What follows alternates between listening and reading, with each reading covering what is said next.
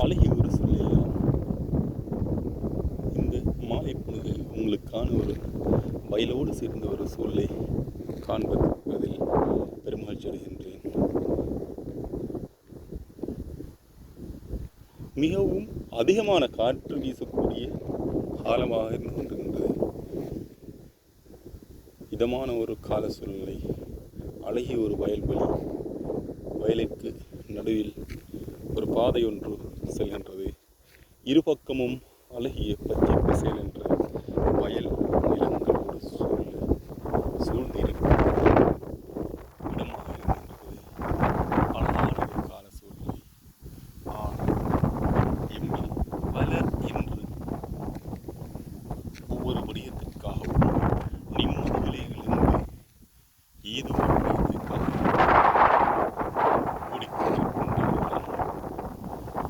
எனவே நாம் எல்லாவற்றையும் துறந்தவர்களாக இருப்பதும் கூடாது.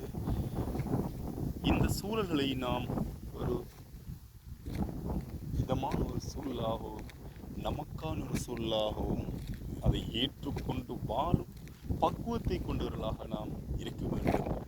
இயற்கையை ரசித்து அதனை அழகிய முறையில் அனுபவிக்கும் ஒரு மனிதராக நாம் இருந்தால்தான் இந்த உலகில் அழகிய முறையில் வாழ்ந்து செல்ல முடியும்.